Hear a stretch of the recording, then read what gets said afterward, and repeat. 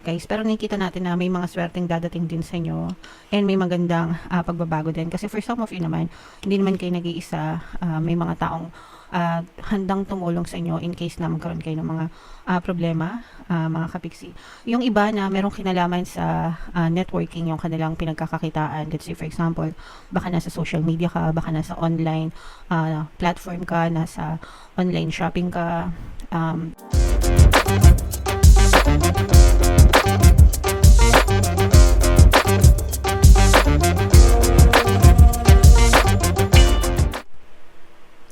hello guys, hello Gemini, welcome back to Pinoy Pixie Tarot. Ang pamagat ng episode natin for tonight is full moon kapalaran para ngayong January to February para sa Gemini, Sun, Moon, Rising, Sign, and Venus. Yung ating full moon guys ngayong January ay sa January 13, tapos yung next na full moon naman natin ay sa February 12 mga kapiksi. So, ang reading na to ay para sa period na yan. And ang pamagat ng ating full moon ay wolf moon, guys. Okay?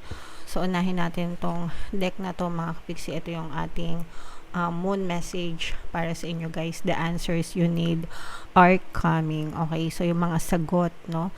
Yung mga sagot na hinahanap nyo, yung mga sagot sa mga problema nyo, yung mga sagot sa mga solusyon, no? Mga solusyon, sagot sa mga pinagdadaanan nyo guys, dadating din yan, mga kapiksi. You just have to keep on affirming, mga kapiksi, no? Prayers and affirmations guys.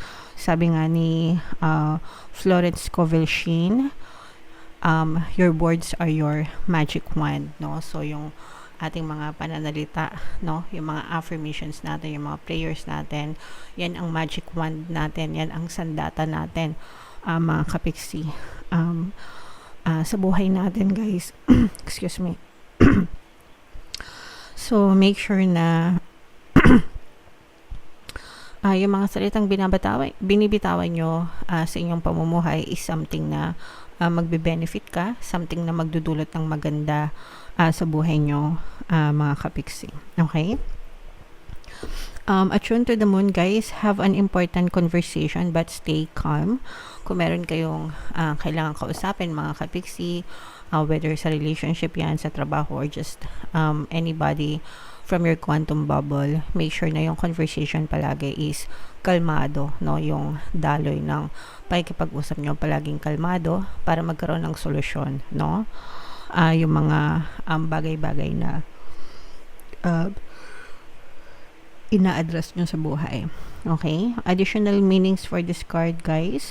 Don't be superficial. Maging totoo lang tayo. Stay to your truth, mga kapiksi.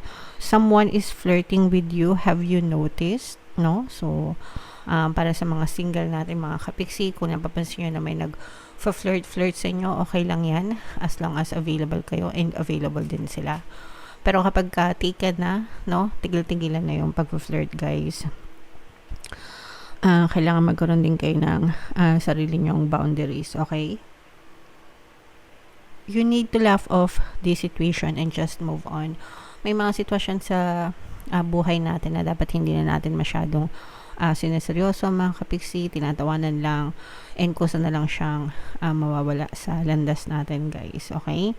And for some of you, job applications have very good prospects. So sa mga nag-a-apply ng trabaho, guys, maaaring maging maganda yung resulta ng mga pinag-a-applyan nyo. Excuse me. Konting tiis lang guys, especially kung nag-apply kayo last year tapos hindi pa kayo tinatawagan. Syempre, last year medyo busy na yung mga HR, di ba, dahil sa pag-aasikaso ng mga Christmas parties, etc. Pero ngayon, back to normal na ulit, no? So, antay-antay lang kayo ng mga tawag, mga kapiksin. Maaari kayong makatanggap ng magandang balita sa mga ina-applyan nyo.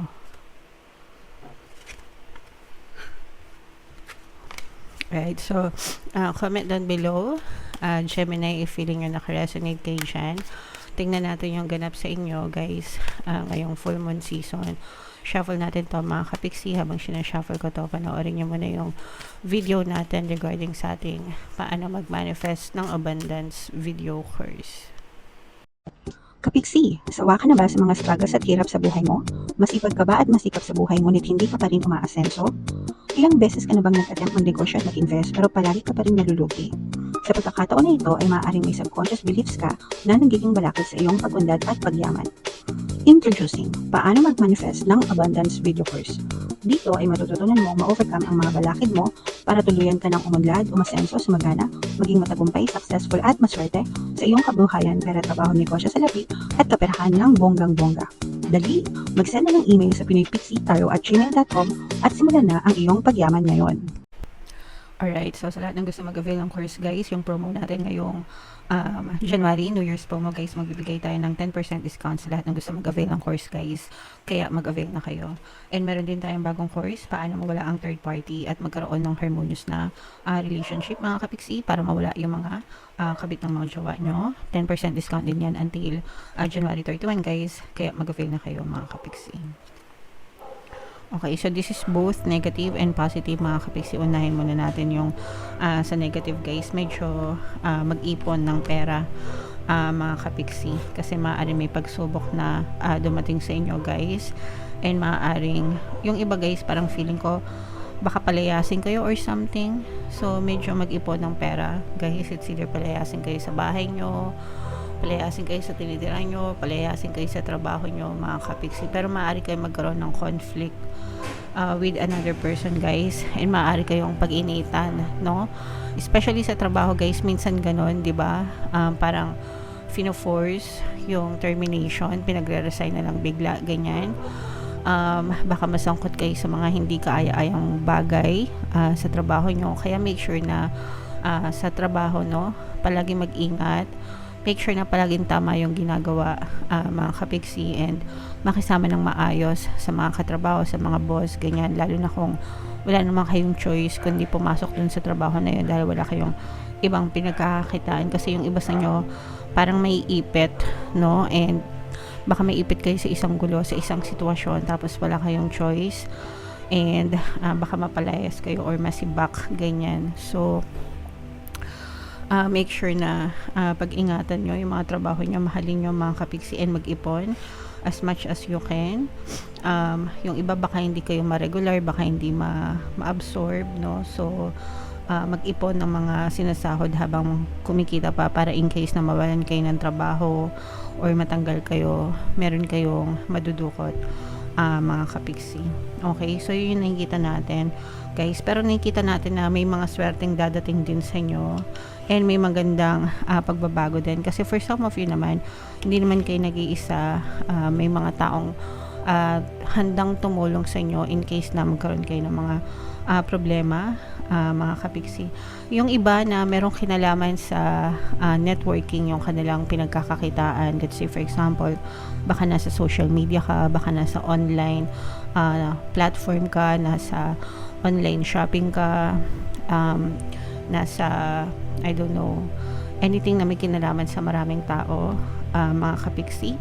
Parang feeling ko doon parang medyo aangat yung inyong kabuhayan, or doon magbabago yung takbo ng swerte nyo mga kapiksi. Okay, so let's say for example, meron kang stable job, 9 to 5 job, pero meron kang side hustle sa social media, o kaya naman nag-online selling ka, ganyan.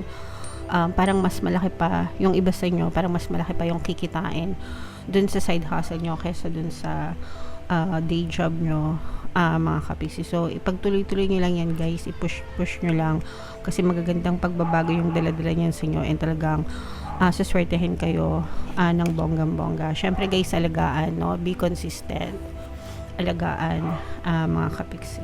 Alright, so what else? Tingnan pa natin guys, ano pang meron sa inyo. May mga wish na matutupad kayo mga kapiksi. For some of you, yung mga minamanifest nyo na business or negosyo guys, or at saka yung mga pinapatayo, no? Kung meron kayo mga gustong itayong negosyo, o kaya gustong itayo na bahay, no? Kung nagpapatayo kayo ng bahay, or meron kayong plano na magpa-renovate ng bahay nyo, ganyan, ngayong full moon season, pwede nang matuloy yung mga plano nyo mga kapiksi. And for some of you, parang matagal nyo na itong pinapangarap, matagal nyo nang pinaplano, and right now, magkakaroon na siya ng katuparan, guys, no? So, it's either anything na pinapatayo, mga kapiksi, okay? Yung iba baka nagpapatayo kayo ng private resort or something, pero whatever, kahit ano pa yan, mapupush yan, mga kapiksi. And maaring doon na nga, no, doon din may kakambal na swerte ka rin dyan, guys, and maaari din niya magdala ng magandang pagbabago sa inyo, guys, okay? So, tuloy-tuloy nyo lang mga kapiksi, no? Para makatulong sa inyo, pwede kayong makinig ng ating mga pampaswerte, subliminals, guys, no? Yung mga pampaswerte sa trabaho, pampaswerte sa negosyo, sa buhay, at saka yung pampaswerte sa 2025 na subliminal, guys. Sabayan nyo ng pakikinig para kahit ano pa yung gawin nyo sa kahit anong aspeto ng buhay nyo, talagang swertehin kayo, guys, okay? Alright, so comment down below mga kapiksi, ito i-main nyo tong mind swerte, good luck, good fortune, magagandang pagbabago, manifestation, dreams coming true, wishes coming true, guys, i-main nyo na lahat yan sa comment section. Deserve nyo yan, mga kapiksi. And for more tarot readings para sa Gemini, guys, ito yung playlist natin. Ito naman yung ating success stories ng paano mag-manifest ng abundance video course. Click here to subscribe, guys. Ito yung ating mga pampaswerte subliminals. Thank you for liking, sharing, and subscribing. See you again next time. I love you all mga kapiksi. Have a nice day. Bye-bye.